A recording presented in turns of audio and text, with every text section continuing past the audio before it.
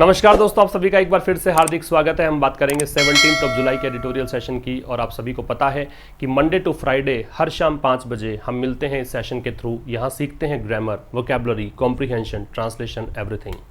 यदि ये सेशन आप पूरी तन्मयता से देख लेते हैं, कंप्लीट सेशन देखते हैं, और जो बच्चे देख रहे हैं उनसे आप पूछ लीजिएगा, कमेंट्स देख लीजिएगा, उनसे आप जान लीजिए कि कितना इंप्रूवमेंट उनमें आया है। ठीक वैसा ही इंप्रूवमेंट अगर आप नए स्टूडेंट हैं तो आप में भी आएगा, लेकिन आपको कंप्लीट सेशन देखना है, पूरी ईमानदारी से देखना है, हर रोज़ देखना है, जो भी इंपॉर्टेंट पॉइंट्स है उसको नोट करते जाना है और रिवीजन करते जाना है।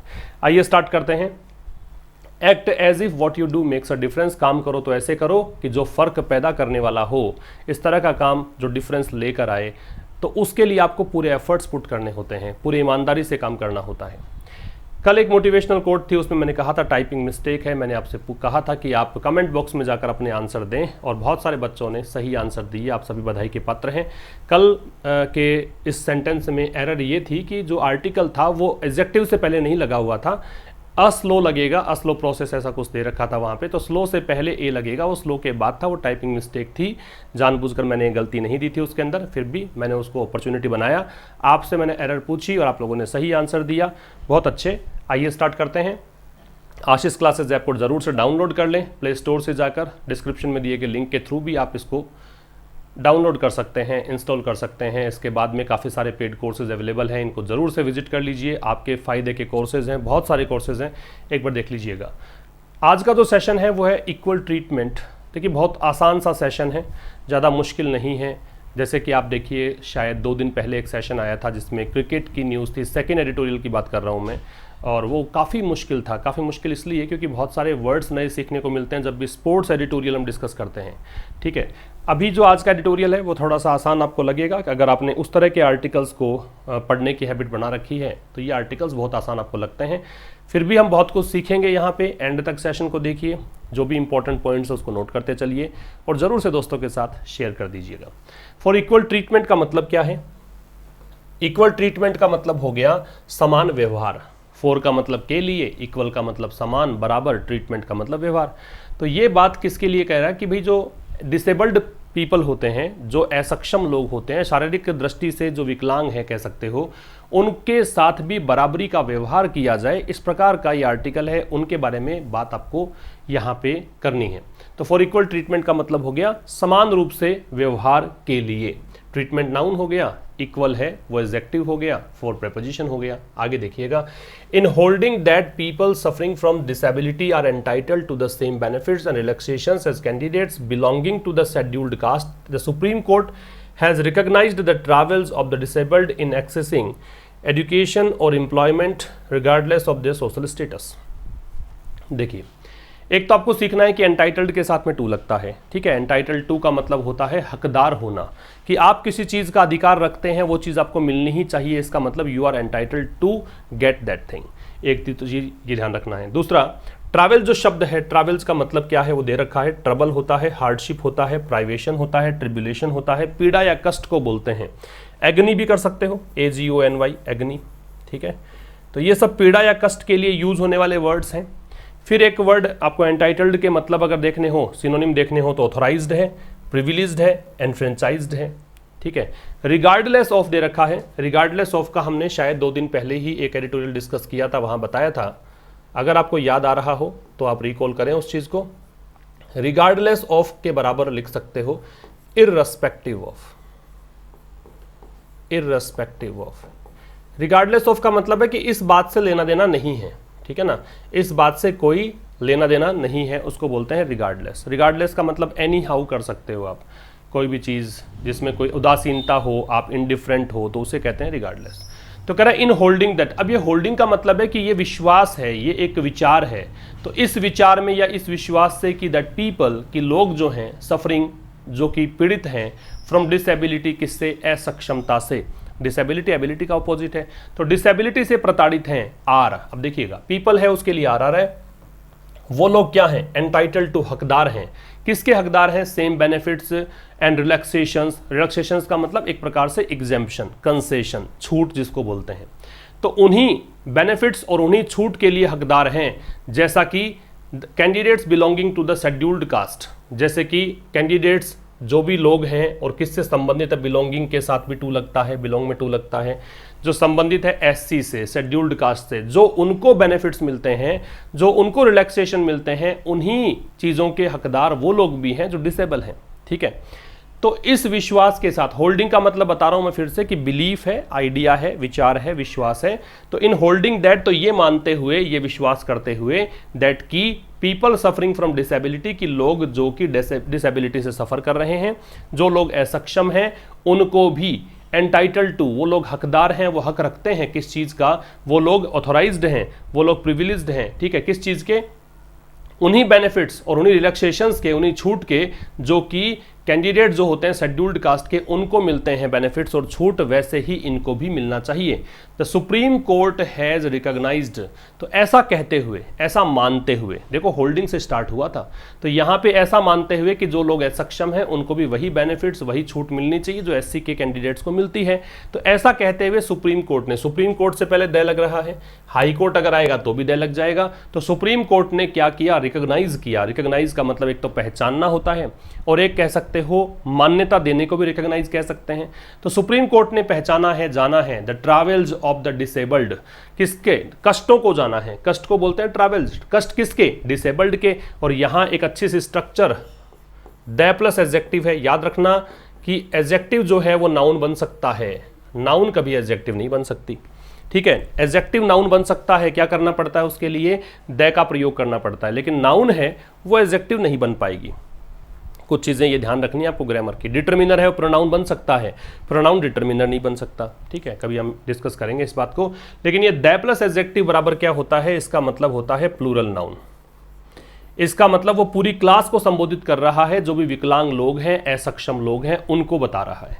डिसेबल्ड का मतलब यहाँ पे एडजेक्टिव था, द लग रखा तो नाउन के रूप में इसको माना जाएगा। जैसे द पुअर आ जाए तो गरीब लोगों की बात हम करते हैं, द रिच आ जाए तो अमीर लोगों की बात करते हैं, द ब्लाइंड हो तो अंधे लोगों की बात करते हैं, द डीफ हो तो बहरे लोगों की बात करते हैं। इसी प्रकार से द डिसेबल्ड है तो डिसेबल्ड पीपल की बात करेंगे। तो कह रहा सुप्रीम कोर्ट ने यहाँ पे जाना है, जो विकलांग लोग हैं, सक्षम लोग हैं, उनके कष्टों को, उनकी पीड़ाओं को, इन एक्सेसिंग, किस चीज में कष्ट होता है इनको, एक्सेस करने में। चूंकि प्रेपोजिशन है, प्रेपोजिशन अपने बाद में ऑब्जेक्ट लेता है, ऑब्जेक्ट नाउन या प्रोनाउन हो सकती है। किसी वर्ब को जब आप नाउन में कन्वर्ट, चूंकि वर्ब है वो प्रोनाउन तो बनेगा नहीं, अब आप बनाओगे नाउन को नाउन के रूप में, तो वर्ब को नाउन बनाने का तरीका क्या है, वर्ब को नाउन बना सकते हैं आईएनजी जोड़ के। तो उनको परेशानी किस चीज में होती है, एक्सेस करने में। एक्सेस का मतलब प्राप्त करना, प्राप्त क्या करनी है, एजुकेशन, शिक्षा और एम्प्लॉयमेंट, रोजगार, regardless of their social status. और इस चीज में उनके सोशल स्टेटस का कोई लेना देना नहीं होता है, भले ही कितने ही उच्च परिवार से आए, उच्च जाति से बिलोंग करता हो, सोशल स्टेटस बहुत अच्छा हो, फिर भी उनको शिक्षा और रोजगार प्राप्त करने में बड़ी मुश्किलें होती है। रिगार्डलेस ऑफ का मतलब क्या हो गया, रिगार्डलेस ऑफ का मतलब हो गया कि इस बात से लेना देना नहीं है, इररेस्पेक्टिव ऑफ हो गया। बात समझ में आ गई। तो यहां इतनी सी बात की गई है कि सुप्रीम कोर्ट ने यहां पे वो कष्ट पहचाने हैं, कष्टों को रिकॉग्नाइज किया है कि जो विकलांग लोग हैं, असक्षम लोग हैं, उनके कष्ट क्या हैं, उनको क्या परेशानियां आती हैं शिक्षा और रोजगार प्राप्त करने में, और इसमें उनके सोशल स्टेटस से कोई लेना देना नहीं है। ऊपर जो बातें कर रखी है तो ये इसमें सुप्रीम कोर्ट के लिए कहा था कि ये मानते हुए, ये समझते हुए, ये विश्वास करते हुए कि जो डिसेबल पीपल हैं उनको भी वैसे ही अधिकार, वैसे ही रिलैक्सेशन मिले जैसे कि एससी के कैंडिडेट्स को मिलते हैं। तो सीखने योग्य बहुत कुछ था। बिलोंग के साथ में टू आएगा, एंटाइटल्ड में टू आएगा, रिगार्डलेस ऑफ बराबर इररेस्पेक्टिव ऑफ होता है, ट्रैवल्स के सिनोनिम हमने देख लिए, द प्लस एडजेक्टिव बराबर प्लूरल नाउन होता है। ये सब कुछ सीखा। आ जाइए आगे। Even though drawn from all sections of society, those suffering from the several categories of disability recognized by law have always been an underprivileged and underrepresented section of fact notified in official studies in the past. even though का मतलब होता है यद्यपि, ठीक है, even though का मतलब यद्यपि। अब ये आ गया, इसका मतलब आगे जो भी नया क्लोज आएगा वो कोमा से स्टार्ट होगा, या यट से स्टार्ट होगा, या स्टिल से होगा, क्योंकि दो या ऑल दो होने पर कोमा, यट, स्टिल ये लगाते हैं। तो even though drawn from all sections of society, तो यद्यपि ड्रॉन, ड्रॉ की थर्ड फॉर्म है। अब कई बार क्या होता है कि बगैर किसी सहायक क्रिया के थर्ड फॉर्म लगा दी जाती है ना, वो एक एडजेक्टिव फॉर्म होता है, पास्ट पार्टिसिपल रूप होता है। तो यद्यपि ये जो लोग हैं, डिसेबल्ड पीपल हैं, वो समाज के सभी तबकों से आते हैं, है ना, ऑल सेक्शंस से आते हैं। ठीक है, ये बात तो तय है कि सभी तबकों का मतलब है कि गरीब तबके से भी हैं, अमीर तबके से भी हैं, मिडिल क्लास से भी हैं, कहीं से भी आते हैं, सब जगह से आते हैं। फिर भी those suffering from the several categories of disability, वो लोग जो कि सफर कर रहे हैं किस चीज से, अनेकों जो कैटेगरी, सेवरल के साथ में प्लूरल नाउन का प्रयोग करेंगे। और एक मेरा प्रश्न रहेगा, जैसे हम पढ़ लेंगे स्लाइड में सब कुछ, फिर मैं आपसे जानना चाहूंगा कि सेवरल और वेरियस में डिफरेंस क्या होता है। ठीक है, सेवरल के साथ प्लूरल नाउन आता है तो ठीक है, लेकिन सेवरल और वेरियस में डिफरेंस क्या है ये हम बात करेंगे, और मैनी और सेवरल में क्या डिफरेंस है ये भी बात करेंगे। देखो तो क्या कहना चाहता है कि वो लोग जो सफर कर रहे हैं सेवरल कैटेगरीज से, अनेकों कैटेगरीज ऑफ डिसेबिलिटी से, मतलब डिसेबिलिटी की बहुत सारी कैटेगरीज हैं कि इस रूप से असक्षम है, सुनता नहीं है, दिखता नहीं है, चल नहीं पाता है, मानसिक रूप से विकलांग है, कैसे भी कैटेगरी हो, तो इन कैटेगरीज से जो सफर कर रहे हैं लोग रिकॉग्नाइज्ड बाय लॉ। अब ये वो डिसेबिलिटी कैटेगरीज है जो कि कानून के द्वारा जिसको मतलब रिकॉग्नाइज किया गया है, कानूनी तौर पर जिनको एक लिस्ट बना रखी है कि ये डिसेबिलिटी के अंदर आने वाले लोग जो हैं उनकी बात कर रहा है। हैव ऑलवेज बीन, तो वो लोग जो हैं, देखो हैव दे रखा है, इसको देखकर have always been an underprivileged. Underprivileged का मतलब होता है वंचित, अंडर प्रिविलेज्ड को बोल सकते हैं डिप्राइव्ड, अंडर प्रिविलेज्ड का मतलब डिप्राइव्ड, वंचित। एंड अंडर रिप्रेजेंटेड का मतलब है जिनको मतलब सही तरीके से प्रतिनिधित्व नहीं होता है समाज में, उसको बोलते हैं। तो कह रहा है कि वो लोग जो सफ़र करते हैं कानून ने जो जो डिसेबिलिटी के प्रकार या कैटेगरीज बता रखी हैं उनसे प्रताड़ित हैं वो लोग, तो उन लोगों में मतलब क्या कह रखा है कि have always been an underprivileged and underrepresented section. तो ये जो हैं चाहे समाज के हर तबकों से आता हो, लेकिन इसको अलग ही तबका मानते हैं, और वो तबका क्या है, वो वर्ग क्या है, वो क्लास क्या है, वो वंचित क्लास है कि जिनको सुविधाएं प्राप्त नहीं हैं। अंडर रिप्रेजेंटेड सेक्शन है कि वो सेक्शन जिसका प्रतिनिधित्व नहीं है, आवाज़ उठाने वाला उनके लिए कोई नहीं है। ए फैक्ट, ये एक ऐसा फैक्ट है, ऐसे तथ्य है, नोटिस्ड जो कि नोटिस किया जाता है इन official studies in the past के अंदर जो भी ऑफिशियल आधार पे अध्ययन किए गए हैं उनमें इस बात को नोटिस किया गया है, उसमें इस बात को पहचाना गया है। बात समझ में आई? रिपीट कर देता हूं। देखो मैंने कहा था, देखो इवन दो या ऑल दो से वाक्य जब होता है तो दो अलग अलग चीजें हम करते हैं, एक तरफ करते हैं यद्यपि, दूसरी तरफ करते हैं फिर भी। तो कह रहा है यद्यपि समाज के सभी सेक्शन से ये आते हैं, सभी सेक्शन से ड्रॉ होने का मतलब है कि इनको निकाला जाता है, आते हैं कह सकते हो, समाज के हर तबके से हैं। लेकिन कह रहा है कि जो कानून के द्वारा जो रिकॉग्नाइज्ड कैटेगरीज हैं, बहुत सारी कैटेगरीज हैं कानून के द्वारा रिकॉग्नाइज्ड, और उन कैटेगरीज से सफ़र जो लोग हैं, जो लोग इन कैटेगरीज से प्रताड़ित हैं, मतलब डिसेबिलिटी कैटेगरी है कि इन जो कानूनी आधार पर बता रखा है कि भाई ये कैटेगरी के अंदर आने वाले लोग विकलांग होते हैं, असक्षम होते हैं, डिसेबल होते हैं, ठीक है। तो वो लोग हमेशा से ही ऐसा सेक्शन रहा है जिस सेक्शन को हम बोलते हैं वंचित तबका है, अंडर रिप्रेजेंटेड तबका है। चाहे समाज के अलग अलग वर्ग से आए हो, लेकिन इनकी क्लास एक ही कर मानते हैं कि ये वंचित है, इनको सुविधाएं प्राप्त नहीं है, इनका सही प्रतिनिधित्व नहीं होता है, इनके के लिए आवाज़ उठाने वाला कोई नहीं है। और ये जो फैक्ट है, ये बात सामने कब आई थी? जब पास्ट में ऑफिशियल स्टडीज़ हुई हैं, बहुत सारे अध्ययन हुए हैं, उनमें ये बात सामने आई है। बात समझ में आ गई? अंडर प्रिविलेज्ड का मतलब डिप्राइव्ड है, दोज के लिए हैव ऑलवेज बीन है, ऑलवेज एडवर्ब ऑफ फ्रीक्वेंसी है, यूज करेंगे हेल्पिंग वर्ब और बी बीन बीइंग के बीच में, याद रखना। Always, sometimes, often, seldom, frequently, occasionally, इनका जब प्रयोग करते हैं तो हेल्पिंग वर्ब और बी बीन बीइंग के बीच में करते हैं, याद रखना इस बात को। मेरा क्वेश्चन था सेवरल और वेरियस में अंतर क्या है? दोनों का मतलब अनेक है, दोनों का मतलब विभिन्न है। खैर इसका मतलब विभिन्न, इसका अनेक, लेकिन फ़र्क यह है कि जब आप एक ही चीज़ की अलग अलग कैटेगरीज के बारे में बात करोगे, अलग अलग वेराइटीज़ की बात करोगे, तब तो लगेगा वेरियस। जैसे मैं कहूँ कि केमिस्ट्री की अनेकों किताबें, इसका मतलब तो क्या हो गया कि केमिस्ट्री जो बुक है उसकी अलग अलग किताबें, उसकी मतलब वेराइटीज़ की अगर बात करते हो तब तो आएगा वेरियस। और अगर आप एक ही बात करोगे, जैसे आप कोई बुक है और अनेकों बुक हैं, तो वो एक ऐसा नहीं है कि उसकी वैरायटी की बात कर रखी है तो सेवरल का प्रयोग करेंगे। तो जब भी कोई चीज़ की वैरायटी की आप बात करते हो, जैसे कोई आइटम्स है और उनके अलग अलग वैरायटीज़ की बात करते हो, तो वेरियस आइटम्स कहोगे फिर आप, ठीक है। ऐसे ही सेवरल बुक्स कहोगे क्योंकि वहाँ पे कोई वैरायटी की बात नहीं कर रखी हमने। तो जब भी वैरायटी की बात करते हो तब तो वेरियस लगाना है, अन्यथा सेवरल लगाना है। दोनों ही बहुवचन के लिए आते हैं। एक बात और याद रखना है कि सेवरल का प्रयोग 3 से अधिक के लिए आता है। किसके लिए आता है? 3 से अधिक के लिए सेवरल का प्रयोग करते हैं। लेकिन मैनी कहीं ज़्यादा होता है ना, सेवरल की तुलना में मैनी का प्रयोग कहीं ज़्यादा के लिए होता है। सेवरल का प्रयोग इस तरीके से नहीं होता है ना। मैनी जो है वो यूँ कह सकते हो कि मैनी थोड़ा सा इसकी तुलना में ज़्यादा स्ट्रॉन्ग है, ये थोड़ा ध्यान रखिएगा आप। बाकी एक चीज़ ज़रूर कॉमन है इनमें कि इन सभी के साथ चाहे मैनी हो या सेवरल हो या वेरियस हो, इन सभी के साथ में नाउन है हमेशा कैसे आएगी, प्लूरल आएगी। बिल्कुल ठीक समझा आपने, प्लूरल नाउन का प्रयोग करेंगे। आगे देखिए, recently the top court ruled. अब कह रहा रिसेंटली, हाल ही में। टॉप कोर्ट कौन हो गया, सुप्रीम कोर्ट हो गया। तो हाल ही में सुप्रीम कोर्ट ने रूल्ड, रूल का मतलब है कि एक रूलिंग दी है, एक निर्णय दिया है कह सकते हो, या कहा है ये कह सकते हो। तो हाल ही में सुप्रीम कोर्ट ने कहा। हमने कल बात की थी रिसेंटली और लेटली की। मैंने कहा था कि अगर पास्ट सिंपल दे रखा हो, सिंपल पास्ट दे रखा हो तो रिसेंटली ही आ सकता है, लेटली नहीं आ सकता, तो यहाँ लेटली नहीं आएगा। तो सुप्रीम कोर्ट ने यहाँ पे रूल दिया है कि the Delhi High Court had correctly decided in 2012 that people suffering from disabilities are also socially backward and are therefore at the very least entitled to the same benefits as given to the scheduled caste, scheduled tribes candidates। तो कह रहा है कि हाल ही में top court ने, सर्वोच्च न्यायालय ने कहा, क्या कहा कि द दिल्ली हाई कोर्ट, कि दिल्ली हाई कोर्ट जो है, हैड करेक्टली डिसाइडेड इन 2012 कि दिल्ली हाई कोर्ट ने 2012 में जो भी निर्णय लिया था बिल्कुल सही लिया था। करेक्टली यहाँ पे एडवर्ब हुआ और विशेषता बताएगा किसकी, डिसाइडेड की, जो कि एक वर्ब है। तो वर्ब को मॉडिफाई करने के लिए किसका प्रयोग करते हैं, एडवर्ब का प्रयोग करते हैं। तो हाल ही में सर्वोच्च न्यायालय ने कहा कि दिल्ली हाई कोर्ट ने 2012 में जो भी निर्णय लिया वो बिल्कुल ठीक लिया, बिल्कुल सही निर्णय लिया।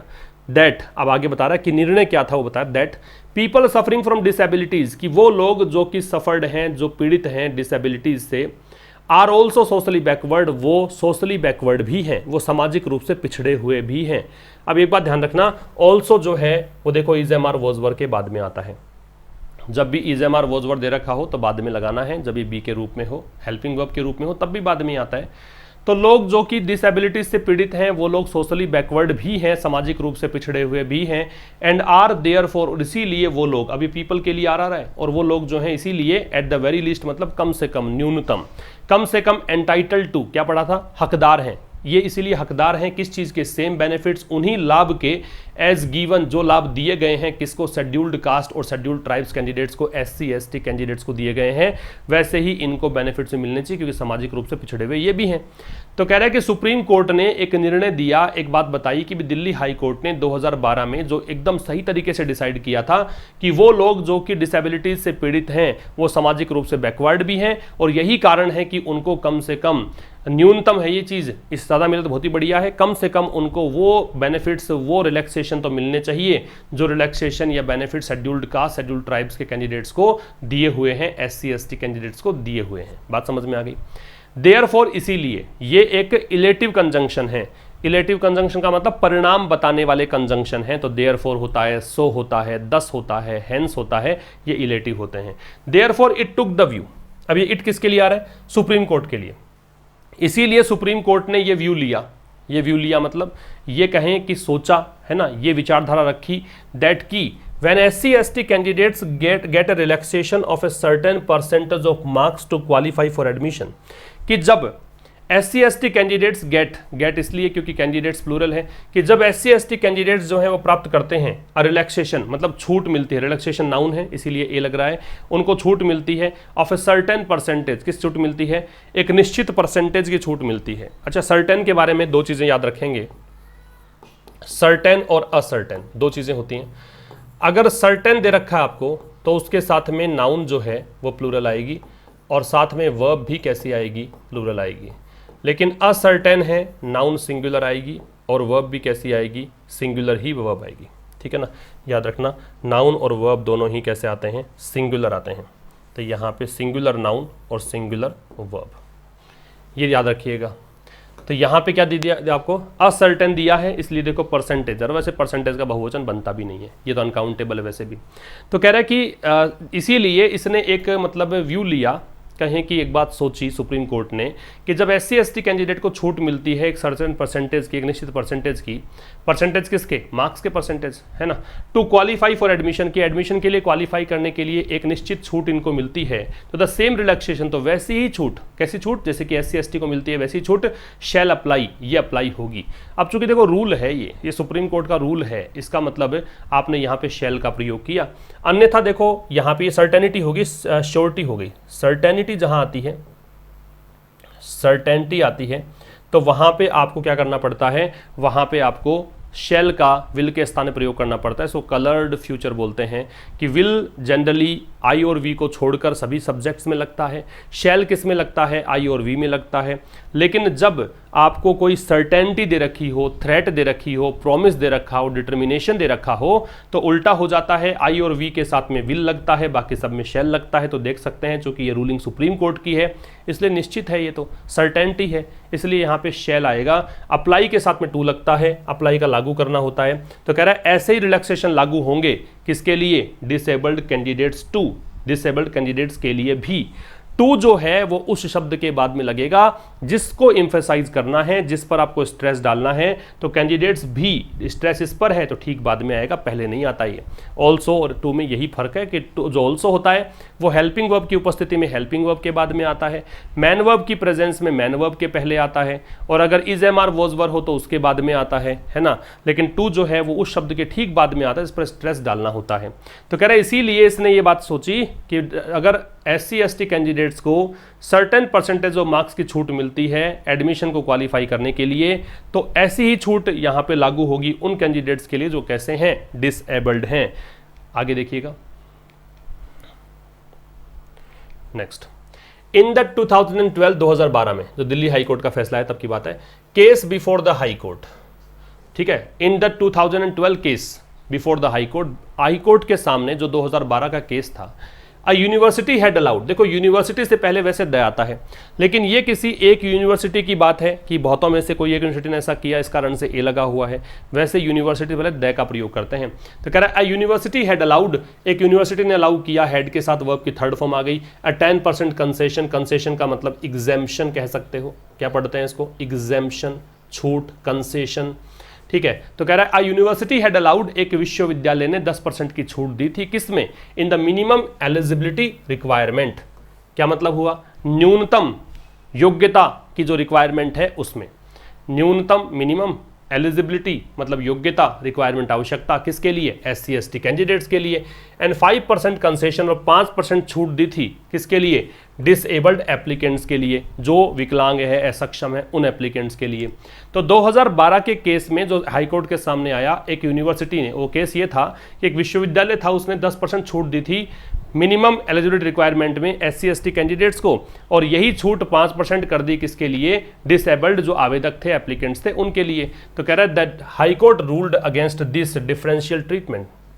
तो हाई कोर्ट ने यहां निर्णय दिया या रूल दिया, कहा किसके बारे में कहा, अगेंस्ट, इसके विपरीत, इसके विरुद्ध, किसके विरुद्ध, ये जो व्यवहार में डिफरेंस है कि SC/ST को मिला 10% का, डिसेबल्ड को मिला 5% का, तो ये जो व्यवहार के अंदर भेदभाव है उसके खिलाफ इसने नियम दिया, रूल दिया, टर्मिंग इट डिस्क्रिमिनेटरी, ये कहते हुए, टर्मिंग यहाँ पे प्रेजेंट पार्टिसिपल होगा, ये कहते हुए, क्या कहते हुए, इसको डिस्क्रिमिनेटरी कहा।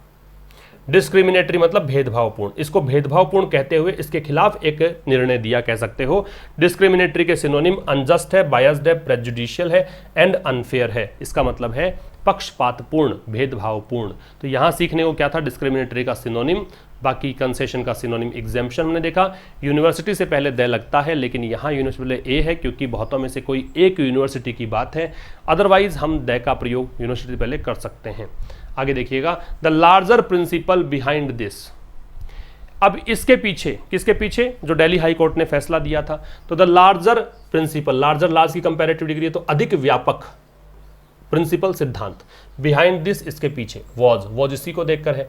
तो अधिक व्यापक सिद्धांत इसके पीछे क्या था, that without imparting proper education to those suffering from disabilities. Without का मतलब के बगैर, इम्पार्टिंग का मतलब प्रदान करना, याद रखना, एजुकेशन को प्रदान करने के लिए इम्पार्ट का प्रयोग करते हैं, हेल्प देने के लिए एक्सटेंड यूज करते हैं। कुछ थोड़ा सा याद रखना, ये कुछ कॉलोक्वियल्स हैं। एजुकेशन के लिए क्या करते हैं, इम्पार्ट, एजुकेशन इम्पार्ट की जाती है। हेल्प करते हो तो हेल्प क्या की जाती है, एक्सटेंड, एक्सटेंड हेल्प। थोड़ा ध्यान रखिएगा इन दोनों चीज़ों का। तो कह रहा है कि बड़ा सिद्धांत, बड़ा व्यापक सिद्धांत जो था इसके पीछे वो ये था कि बिना उचित शिक्षा दिए, प्रॉपर का मतलब उचित, अच्छा, प्रॉपर जो है वो नाउन से पहले भी आता है और नाउन के बाद में भी आता है। अगर नाउन से पहले आए तो ही उचित है, नाउन के बाद में अगर पोस्ट बन के आ गया ये, तो फिर इसका मतलब होता है ठीक उसी जगह का। जैसे मैं कहूँ कि मैं राजस्थान प्रॉपर का हूँ, तो राजस्थान का ही हूँ, मतलब मैं मेरे शहर का नाम बताए कहूँ कि मैं प्रॉपर यहीं का हूँ, तो प्रॉपर वही हो जाएगा। तो वो प्रॉपर लगेगा उसके बाद में। आप कहेंगे कि दिल्ली प्रॉपर के हो, प्रॉपर दिल्ली नहीं, दिल्ली प्रॉपर दिल्ली तो उपयुक्त हो जाएगा, उचित दिल्ली तो वो सही नहीं बैठेगा। इस कारण ध्यान रखना कि प्रॉपर एजुकेशन से पहले आया है तो उचित शिक्षा है, एजुकेशन के बाद आता तो गलत हो जाता है ये। तो कह रहा है कि इससे बड़ा सिद्धांत इसके पीछे इस बात का था कि बिना शिक्षा दिए, विदाउट प्रेपोजिशन था तो इसलिए आईएनजी लग गया, इंपार्टिंग टू दोज, उन लोगों को सफरिंग फ्रॉम डिसेबिलिटीज, जो कि डिसेबिलिटीज से प्रताड़ित हैं, there can not be any meaningful enforcement. तो कह रहा है कि कोई भी अर्थपूर्ण एनफोर्समेंट नहीं हो सकता, देयर कैन नॉट बी। अब ये देयर से स्टार्ट है तो इन्वर्जन लगेगा ही, एनी मीनिंगफुल री एनफोर्समेंट के लिए कैन नॉट बी दे रखा है, जो कि सब्जेक्ट से पहले आएगा। तो कोई भी अर्थपूर्ण एनफोर्समेंट का मतलब कोई भी चीज़ को लागू करना, कोई भी नियमों को लागू करना, तो उनके अधिकारों को लागू किया ही नहीं जा सकता ठीक ढंग से।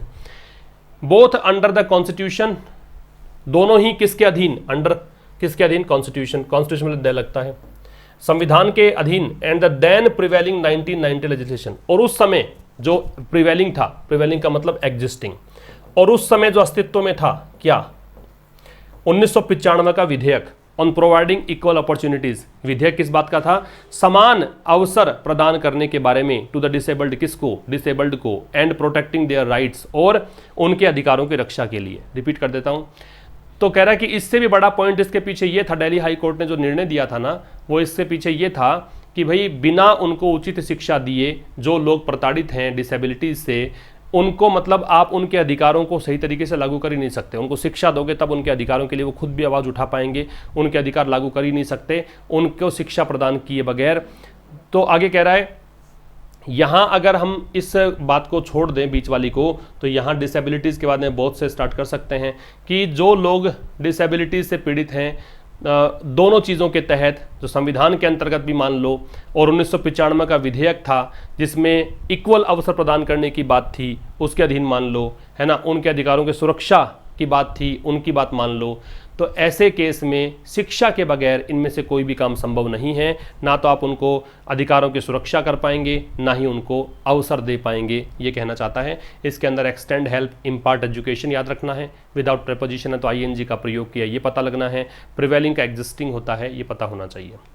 आगे देखिए, it can only be more applicable, it यह कैन ओनली बी हो सकता है, केवल हो सकता है, मोर एप्लीकेबल मतलब अधिक, एप्लीकेबल मतलब अप्लाई करने योग्य, ये अधिक एप्लीकेबल हो सकता है, ये चीज़ जो है अधिक सही तरीके से लागू की जा सकती है। Now that A fresh law, अब जब एक नया कानून है, फ्रेश लॉ नया कानून, दैट एम्स, अब एम्स है वो इसी के लिए है, फ्रेश लॉ के लिए सब्जेक्ट है, तो कि वो कानून जो कि जिसका लक्ष्य क्या है, for a greater transformative effect, जो कि एक बहुत बड़ा बदलाव लाना चाहता है। ट्रांसफॉर्मेटिव ट्रांसफॉर्मेशन से बना है, ट्रांसफॉर्म का मतलब बदलना होता है, ट्रांसफॉर्मेटिव यहाँ पे एडजेक्टिव का काम करेगा, इफेक्ट है वो नाउन बन गया। तो एक बड़े स्तर पर बदलाव लाने के लिए the rights for of persons with disabilities act, ये एक्ट का नाम है। जितने भी एक्ट होते हैं, जितने भी अधिनियम होते हैं, उनसे पहले द आता है। तो जो भी डिसेबिलिटीज के साथ जो लोग हैं, विकलांग लोग हैं, असक्षम लोग हैं, उनके अधिकारों का जो कानून है 2016 इज इन प्लेस, वो अब अस्तित्व में है, वो अभी संविधान में है, मतलब इस चीज़ का। तो कह रहा है कि it can only be more applicable, ये केवल अधिक एप्लीकेबल हो सकता है ना, ये अधिक एप्लीकेबल हो सकता है। क्यों? क्योंकि अब एक कानून, वो कानून, अब ये फ्रेश लॉ जो है ना, इज इन प्लेस यूँ कह सकते हो, फ्रेश लॉ जो है वो जिसका लक्ष्य है कि ज़्यादा बड़ा बदलाव लाया जाए, वो नियम जिसका लक्ष्य है कि बड़े स्तर पर बदलाव लाया जाए। तो ये जो एक्ट है 2016, अब ये क्या है, अस्तित्व में है, ये फिलहाल एग्जिस्ट करता है, ये कहना चाहता है। आगे देखिए, अ counter point two the idea, counter point का मतलब होता है कि जैसे कोई भी विचार है और उसके विपरीत आपके विचार है तो वो काउंटर पॉइंट है। काउंटर लगने का मतलब भी विपरीत है। तो ये जो विचार है कि भाई इनको मतलब बराबर के अधिकार मिलने चाहिए, उसके विपरीत विचार of eliminating the distinction between the disabled and the scheduled cast and scheduled tribes. तो ये जो है ना, आइडिया कौन सा है, आइडिया इस चीज़ का है, अब आइडिया दे रखा है यहाँ पे तो दे लग गया, आइडिया से निश्चित हो गया। आइडिया किस चीज़ का है, आइडिया है हटाने का, ऑफ प्रपोजिशन है तो आईएनजी लग गया, एलिमिनेट का मतलब रिमूविंग होता है, डिस्टिंक्शन का मतलब अंतर, डिफरेंस होता है। तो यहाँ विचार किस चीज़ का है? विचार इस चीज़ का है कि भाई इन दोनों कैटेगरीज के अंतर को हटा दो। अंतर किसके बीच? SC ST और डिसेबल्ड के बीच के अंतर को हटा दो। बिटवीन लग गया तो एंड लगना ही है। अब आप सोचेंगे सर एंड दो कैसे लग गए? तो देखो ये वाला जो है ना, यहाँ पे the scheduled cast and the scheduled tribes, ये तो एक ही कैटेगरी है और एक डिसेबल्ड की कैटेगरी है, समझ गए? तो कह रहा है कि जो असक्षम लोग हैं और SC ST हैं, उनके बीच के अंतर को हटाने के पीछे का जो विचार है, उसके विरुद्ध जो काउंटर पॉइंट है में अराइज, वो यहाँ खड़ा हो सकता है। अब कई बार बच्चे पूछते हैं कि सर राइज और अराइज में डिफरेंस क्या है? राइज और अराइज में डिफरेंस क्या है? सबसे पहली बात तो इनकी जो फॉर्म्स होती हैं, अराइज की फॉर्म बनती है सेकंड फॉर्म अरोज और थर्ड फॉर्म बनती है अरीजन। ये है, ये भी यहाँ पे रोज और रीजन, ये दोनों ही इंट्रांसिटिव वर्ब है, इसका मतलब इनके बाद में ऑब्जेक्ट नहीं आता है, याद रखना। फर्क ये है कि राइज होता है वो नीचे से लेकर, अगर कोई लेवल है नीचे का उसके ऊपर चलना, ये तो होता है राइज। और कम इनटू बीइंग जो होता है, कम इनटू बीइंग, अस्तित्व में आना, भी कोई चीज़ नहीं है और अब अस्तित्व में आ रही है, सामने आएगी, तो वो होता है क्या? वो होता है अराइज। बेड पर उठ जाना, सोकर उठ जाना, उसके लिए भी अराइज ही यूज़ करते हैं। कुर्सी है, बैठे हो, उस पर उठ जाना तो अराइज ही यूज़ करते हैं, राइज नहीं यूज़ करते, थोड़ा ध्यान रखना इस चीज़ का। तो कह रहा है कि अब एक काउंटर पॉइंट जो है में संभावना बताता है कि ऐसा हो सकता है। काउंटर पॉइंट उठ सकता है, खड़ा हो सकता है from those questioning the attempt, है ना? किन लोगों के द्वारा हो सकता है? तो उन लोगों के द्वारा जो प्रश्न उठा रहे हैं।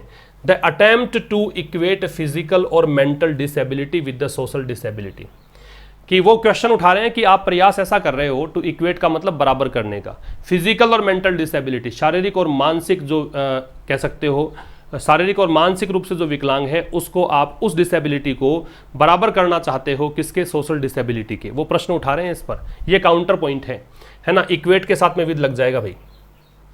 And experience of untouchability suffered by marginalise section for centuries, और जो अनटचेबिलिटी का एक्सपीरियंस है, अस्पृश्यता जिन्हें अछूत माना जाता है, वो लोग जो SC ST के पक्ष में बोलेंगे उसकी बात कर रहे हैं कि एक्सपीरियंस, अनुभव जो है अनटचेबिलिटी का, जो कि सफर किया गया है, किसके द्वारा? मार्जिनलाइज सेक्शंस, वो सेक्शंस, वो तबका जो हाशिए पर था, जो पिछड़ा हुआ था, सोशली बैकवर्ड था, SC ST की बात कर रहा है, 4 सेंचुरी, शताब्दियों से, उसको बराबर करना चाहते हो। तो कह रहा है कि जो विचार है ना, कि इन दोनों कैटेगरीज के बीच में, सामान्य स्तर पे समझे थोड़ा सा आप, कि ये जो विचार है कि दोनों कैटेगरीज के बीच में जो अंतर है उसको हटाने का जो आपका विचार है, उसके विपरीत एक आइडिया यहाँ पे खड़ा हो सकता है उन लोगों के द्वारा जो प्रश्न करेंगे कि भाई आप ऐसा कैसे प्रयास कर सकते हो कि आप शारीरिक और मानसिक विकलांग कोई व्यक्ति है उसको आप सामाजिक रूप से असक्षम व्यक्तियों के समक्ष कैसे खड़ा कर सकते हो, तुलना कैसे कर सकते हो।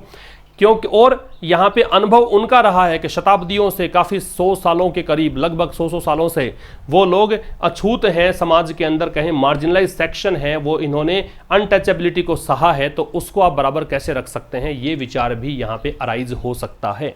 ठीक है, अराइज और राइज में डिफरेंस आप याद रखिएगा, इसमें यही था। इसके बाद देखिएगा, फॉर इंस्टेंस, उदाहरण के लिए, the social background of disabled persons. अब उदाहरण के लिए कह रहा है कि सामाजिक जो बैकग्राउंड है डिसेबल्ड पर्सन के लिए, मान लो कोई विकलांग है व्यक्ति, उसका जो सामाजिक बैकग्राउंड है, उसकी सामाजिक पृष्ठभूमि है, वो from a traditionally privileged community, जो कि पारंपरिक रूप से, प्रिविलेज्ड का मतलब जिसको विशेषाधिकार प्राप्त है, जिसको मतलब वंचित नहीं है, कम्युनिटी मतलब समुदाय। ठीक है, तो कह रहा है कि जो सामाजिक बैकग्राउंड है उस व्यक्ति का, जो डिसेबल्ड तो है लेकिन अच्छे तबके से आता है, पारंपरिक रूप से उच्च जाति से आता है, कम्युनिटी तो यहाँ पे नाउन कहलाएगा, ये जो आपका प्रिविलेज्ड है ये यहाँ पे एडजेक्टिव का काम करेगा, ट्रेडिशनली यहाँ पे एडवर्ब का काम करेगा। और देखो आर्टिकल ए लगा हुआ है, तो मैं बताता हूँ काफ़ी बार की लाइन बनती है, सीरीज बनती है 3 की, एडवर्ब, एडजेक्टिव और नाउन। ठीक है, तो पारंपरिक रूप से जो विशेषाधिकार प्राप्त कम्युनिटी है उससे कोई डिसेबल्ड पर्सन्स आते हैं, तो कह रहा है कि सोशल बैकग्राउंड जो है मे गिव देम, अब वो सोशल बैकग्राउंड उनको दे सकता है, मैं पॉसिबिलिटी के लिए आ रहा है, उनको दे सकता है एन एडवांटेज, लाभ, ओवर दोज, उन लोगों के ऊपर जो लोग सफर हो रहे हैं हिस्टोरिकल सोशल डिसेबिलिटी, जो ऐतिहासिक रूप से सामाजिक डिसेबिलिटी से प्रताड़ित हैं, उन पर इनको एडवांटेज मिल सकता है, ये लाभ की स्थिति में हो सकते हैं। तो कह रहे हैं उदाहरण के लिए, उदाहरण किसका, पिछली स्लाइड का ही है कि कैसे बराबर कर सकते हो। जो SC/ST के एडवोकेट्स हैं जो उनके पक्ष में बोलेंगे, उनके बारे में बोलेंगे, तो वो ऐसा बोल सकते हैं उदाहरण के लिए कि जो सामाजिक बैकग्राउंड है किसी भी डिसेबल्ड पर्सन का, जो ट्रेडिशनली प्रिविलेज कम्युनिटी से आता है, तो वो उनको एडवांटेज दे सकता है उन लोगों पर जो लोग सामाजिक रूप से, ऐतिहासिक रूप से पीड़ित हैं पहले से ही। ठीक है। हावेवर, हालांकि, फिर भी, this may not always be the case. हालांकि this may not always be the case, ये हमेशा ऐसा नहीं हो सकता। अब फिर से में है मतलब संभव है, पॉसिबल है। ठीक है। तो this may not always be the case, ये हमेशा ऐसा केस नहीं हो सकता। The Delhi High Court had cited, cite का मतलब हवाला देना है, कहना है, और साइट के साथ साथ हम 3 शब्द देखते हैं हमेशा से, SITE भी देखते हैं, SIGST भी देखते हैं। इन तीनों को साथ में ग्रुप में आदत डाल लीजिए आप। साइट का मतलब कहना है, से, ये जो है वो स्थान है, प्लेस, और ये साइट है, ये विजन है, दृष्टि जिसको बोलते हैं। ठीक है, ये डिफरेंस है इन तीनों में। तो कह रहे दिल्ली हाई कोर्ट ने हवाला दिया द एबिजमली लॉ। एबिजमली का मतलब बहुत बुरी तरीके से, एबिजमली यहाँ पे एडवर्ब का काम करेगा, लॉ यहाँ पे एडजेक्टिव, एबिजमली लॉ मतलब बहुत ही निम्नतम स्तर पे। तो कह रहा है कि इन्होंने हवाला दिया the abysmally low literacy and employment rates, कि बहुत बुरी हालत है लिटरेसी की, साक्षरता की, और रोजगार की दर की अमंग पर्सन्स विद डिसेबिलिटीज, जो लोग विकलांग हैं उनका हवाला दिया कि जो लोग विकलांग हैं उनमें साक्षरता और बेरोजगार जो है वो बहुत ही कम है। आवश्यकता मतलब कहते हैं कि एक सामान्य स्तर से भी कम है, इसलिए एबिजमली का प्रयोग किया। एबिजमली का प्रयोग हर जगह पे कर सकते हो आप, जहाँ पे आपको स्ट्रेस डालना हो कि बहुत ज़्यादा बुरी कंडीशन है, वहाँ पे एबिजमली का यूज किया जा सकता है। आगे देखिए, educational indicators captured in the 2001 census का जनगणना होती है, showed that illiteracy among the disabled was much higher than the general population figure. ये जो मच हायर है इसको समझना कि मच जो होता है वो डिग्री कंपैरेटिव से पहले आता है, मच का प्रयोग कंपैरेटिव डिग्री से पहले होता है, वेरी का प्रयोग जो है वो कब होता है, पॉजिटिव डिग्री से पहले होता है, ये आप ध्यान रखिएगा। तो एजुकेशनल इंडिकेटर्स का मतलब शिक्षा के जो सूचकांक हैं, संकेत हैं, कैप्चर्ड जो कि कैप्चर किए हुए, जो पकड़ना होता है वैसे तो, लेकिन जो इंडिकेटर्स यहाँ पे सामने आए थे 2001 की जनगणना में, उन इंडिकेटर्स ने शोड सेकंड फॉर्म में शो की, उन्होंने दिखाया था क्या, दैट की इलिटरेसी अमंग द डिसेबल्ड, कि विकलांग लोगों के बीच जो क्या कह सकते हो इलिटरेसी है, निरक्षरता है, वो ज़्यादा थी than the general population figure. किसकी तुलना में, वो जो आम जनसंख्या के आंकड़े हैं उनकी तुलना में जो विकलांग लोग हैं वहाँ पे निरक्षरता ज़्यादा थी। ये बात कहाँ समझ में आई, जब एजुकेशनल इंडिकेटर्स आए। ठीक है, 2001 में जनगणना हुई, उसमें जो शिक्षा के सूचकांक थे, जो संकेत थे, उसमें समझ में आया कि इन लोगों के बीच में, विकलांग लोगों के बीच में जो निरक्षरता थी वो कहीं ज़्यादा थी, किसकी तुलना में, आम लोगों की जो गणना थी, फिगर थे, उसकी तुलना में। ठीक है, the share of disabled children out of school was quite higher than other major social categories. The share of disabled children, तो कह रहा है कि शेयर का मतलब हिस्सा, किसका हिस्सा, डिसेबल्ड चिल्ड्रन का, इसीलिए दे आ रहा है क्योंकि आगे डेफिनेट कर दिया गया है। तो जो विकलांग बच्चे हैं उनका जो शेयर है आउट ऑफ स्कूल में was quite higher, वो कहीं ज़्यादा था, was than other major social categories, किसकी तुलना में, जो अन्य मुख्य समाज की कैटेगरीज होती हैं उनकी तुलना में। The share of disabled children out of school, मतलब स्कूल से बाहर कौन लोग जाते हैं, कौन स्कूल ड्रॉप करते हैं, कौन नहीं पढ़ पाते हैं, तो उनमें अगर देखा, तुलना करी, तो जो मुख्य तबके हैं समाज के, उनके बच्चों ने स्कूल कम ड्रॉप किया, वो स्कूल से बाहर कम थे, बल्कि विकलांग लोग जो थे वो स्कूल के बाहर ज़्यादा थे। The 2001 consensus put the illiteracy rate among the disabled at 51%। तो कह रहा है कि 2001 की जनगणना ने पुट द इलिटरेसी रेट, इसने इलिटरेसी रेट को रखा अमंग द डिसेबल्ड, विकलांगों के बीच एट 51%, मतलब विकलांगों की या फिर असक्षम लोगों की जो यहाँ पे निरक्षरता दर थी ना, वो इस आंकड़े के अनुसार, इस सेंसस के अनुसार कितनी थी, 51% थी। 51% विकलांग जो लोग, असक्षम लोग हैं, उनमें यहाँ पे इलिटरेसी थी। There was similar evidence, evidence का बहुवचन नहीं बनता है भाई, एविडेंस का सिंगुलर रूप ही यूज करते हैं, प्लूरल यूज नहीं करते हैं। तो कह रहा है देयर वॉज सिमिलर एविडेंस, और ये सब्जेक्ट है यहाँ पे, और इसकी वर्ब ये है क्योंकि ये देर से स्टार्ट है इसलिए इन्वर्जन लग रहा है। ऐसा ही सबूत है of their inadequate representation in employment too, ऐसा ही सबूत, ऐसा ही प्रमाण है किसमें, एम्प्लॉयमेंट में भी, है ना। इनएडिक्वेट का मतलब अपर्याप्त, इनसफिशिएंट, रिप्रेजेंटेशन प्रतिनिधित्व है। तो जैसी हालत निरक्षरता वाली देखने को मिली है, वैसी हालत यहाँ रोजगार के क्षेत्र में देखने को मिली है। ऐसे ही प्रमाण मिलते हैं रोजगार के क्षेत्र में भी। मैंने कहा था टू का प्रयोग उस शब्द के बाद में जिसकी विशेषता आपको बतानी है। इसके बाद देखिए the 2016 law sought to address this. 2016 का जो नियम आया ना उसमें ये चाहा गया, सोट जो है वो सीक की सेकंड फॉर्म होती है, सीक सोट सोट होता है, तो उसमें ये चाहा गया, उसमें ये प्रयास किया गया कि इसको एड्रेस किया जाएगा, इसको ठीक किया जाएगा, इसका समाधान निकाला जाएगा। एड्रेस का मतलब यहाँ समाधान करना है, रेक्टिफाई करना है। बाय रेजिंग द कोटा, किसके कैसे कर सकते हैं ये काम? बढ़ाकर। रेज और राइज में डिफरेंस यही होता है कि रेज है वो ट्रांसिटिव वर्ब होती है, रेज के बाद में ऑब्जेक्ट लगता है, देख सकते हैं कोटा यहाँ पे ऑब्जेक्ट है। राइज अगर इसकी जगह होता तो आगे ऑब्जेक्ट नहीं मिलता आपको। तो कह रहा है कि 2016 का जो नियम है उसमें यही चाहा गया कि यहां पे क्या किया जाए, इस प्रॉब्लम का समाधान किया जाए। और समाधान कैसे कर सकते हो? कोटा बढ़ाकर, आरक्षण बढ़ाकर। किसके लिए? इन असक्षम लोगों के लिए। पहले कितना आरक्षण था? 3%, अब कितना कर दें? 5%। शुरुआती बिंदु के लिए फ्रॉम आता है, अंतिम बिंदु के लिए टू आता है। एंड एनविजेज, इसको इनविजेज पढ़ते हैं। इनविज का मतलब है फोरसी करना, फोरटेल करना। ये जो इनविज है, इनविजेज, इसका मतलब है फोरटेल या फोरसी, ये मतलब है इनका, फोरटेल या फोरसी, इनविजिज। तो कह रहा है कि भाई 2016 का जो कानून है उसमें यह चाहा गया टू एड्रेस दिस, कि इसको सही किया जाए। कैसे कर सकते हैं सही? कोटा फॉर द डिसेबल्ड, कि जो असक्षम लोग हैं उनका कोटा बढ़ाकर, उनका आरक्षण बढ़ा के 3 से 5% करके। And envisaging incentives for the private sector, और प्राइवेट सेक्टर के लिए कुछ मतलब ये सोचकर, पहले से सोच लें कि इंसेंटिव उनको दिया जाए ताकि वो उनको भी हायर करें, जो प्राइवेट सेक्टर है वो उनको भी हायर करें, डिसेबल्ड को भी हायर करें। थोड़ा सा लालच उनको दिया जाए, थोड़ा सा प्रलोभन दे, थोड़ा सा प्रोत्साहन उनको दें। इट इज़ वाइटल, ये महत्वपूर्ण, वाइटल का मतलब सिग्निफिकेंट है, that this is fully given effect to so effect to, कि this is fully given effect to, कि इसको प्रभावी रूप से लागू किया जाए। इट इज वाइटल, ये महत्वपूर्ण है, दैट कि this is fully given effect to, कि इस चीज को पूरी तरीके से क्या किया जाए? इफेक्ट में लाया जाए, प्रभावी किया जाए। सो दैट, ताकि दिस इनसिग्निफिकेंट सेगमेंट, ये जो डिसेबल्ड पर्सन का सेगमेंट है उसी के लिए कह रखा है कि ये जो सिग्निफिकेंट है, सॉरी, ये जो महत्वपूर्ण तबका है ऑफ द पॉपुलेशन, जनसंख्या का, इज नॉट लेफ्ट आउट, ये मतलब बाहर ना छूट जाए। ठीक है, ये जो महत्वपूर्ण तबका है, समाज का भिन्न अंग है, ये बाहर ना छूट जाए। किससे? सामाजिक और आर्थिक प्रगति से। एडवांसमेंट का मतलब क्या है? प्रोग्रेस। तो इसके लिए प्रयास करने चाहिए। वाइटल का इंपॉर्टेंट, सिग्निफिकेंट कर सकते हैं, एसेंशियल कर सकते हैं। अब रिवीजन की बात करें तो रिवीजन में देखिए इनविजीज है। इनविजीज का मतलब है, चूंकि मैंने कहा कि एंटिसिपेट, फोरटेल, प्रेडिक्ट, ये सब होता है, भविष्य में पहले से ही सोच लेना उसके बारे में। डिस्क्रिमिनेटरी का मतलब होता है अनफेयर, भेदभावपूर्ण। ट्रैवल का मतलब एग्नी है, पीड़ा है, कष्ट है। रिगार्डलेस का मतलब एनी वे है, किसी भी तरीके से, मतलब उदासीनता दर्शाता है, इररेस्पेक्टिव भी हो सकता है। इक्वेट का कंपेयर करना है, बराबर करना है, तुलना करनी है। और आज के एडिटोरियल में माफ़ी चाहूँगा, मैंने ट्रांसलेशन को इन्वॉल्व नहीं किया है, कुछ थोड़ा सा काम था इसलिए इतना समय नहीं मिल पाया।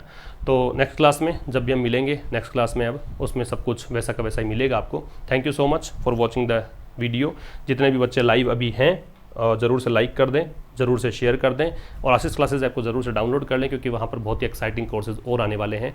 चलिए मिलते हैं नेक्स्ट क्लास में, तब तक के लिए नमस्कार, थैंक यू वेरी मच।